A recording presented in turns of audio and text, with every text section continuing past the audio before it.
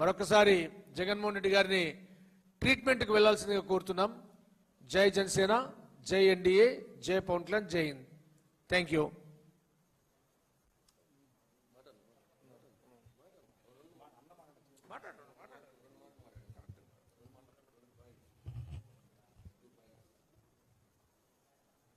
జై జనసేన.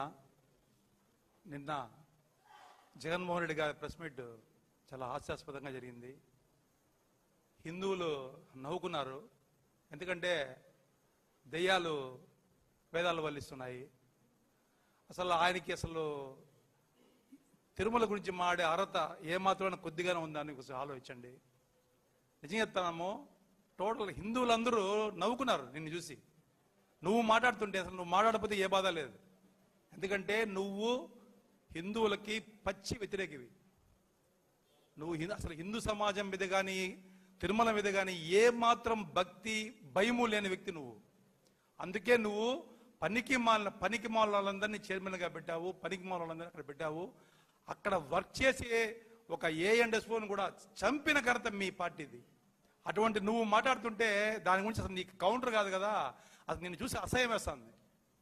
మొత్తం ఆంధ్ర ప్రజలే కాదు, వరల్డ్ వైడ్ దీన్ని నవ్వుకున్నారు నీ ప్రెస్ మీట్ చూసి. తిరుమల గురించి దయచేసి మీరు ఇంక తిరుమల గురించి మాట్లాడద్దని మనస్ఫూర్తిగా కోరుకుంటున్నాను. Thank you very much.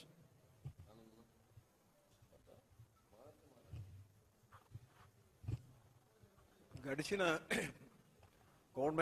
Last గవర్నమెంట్లో జగన్మోహన్ రెడ్డి గవర్నమెంట్ పరిపాలించిన ఆయన కంపెనీని ఏర్పాటు చేసుకున్నాడు. జగన్మోహన్ రెడ్డి కంపెనీ లాగా శాండు ల్యాండు వ్యవస్థ ప్రకృతిని కూడా నాశనం చేశాడు. ఈరోజు ఆయన మతి స్తమించిందో లేదా మతి భ్రమించిందో ఏం అర్థం కావట్లేదు. కానీ ఆయన ఏం మాట్లాడదో కనీసం యూకేజీ ఎల్కేజీ పిల్లలు 6th 7th క్లాస్ పిల్లలు కూడా చూస్తుంటే వ్యంగ్యంగా ఆలోచిస్తున్నారు ఏమైపోయింది మన జగన్మోహన్ రెడ్డికి అనేసి.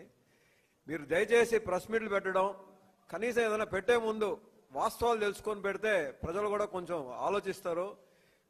ఎంత అది చింత చచ్చినా పులుసు అవ్వలేదన్నట్టు మీరు మీ బుద్ధి అలాంటిదో అట్లే ఉంది మీ స్పీచ్లు కూడా. దయచేసి మానుకొని ప్రజల్లో ఆలోచించే విధంగా, ప్రజలు మిమ్మల్ని నమ్మేటట్లు వాస్తవాలను మీరు గ్రహించి తప్పొప్పుకొని చక్కగా మీటింగ్లు పెడితే ప్రజలు కూడా మిమ్మల్ని స్వాగతిస్తారు. దయచేసి ఇలాంటి మీ స్థాయి తగ్గించుకొని ప్రెస్ మీట్లు పెట్టడం ఆంధ్ర ప్రజలు చాలా బాధగా వ్యక్తం చేస్తున్నారు. దయచేసి విరమించుకోండి.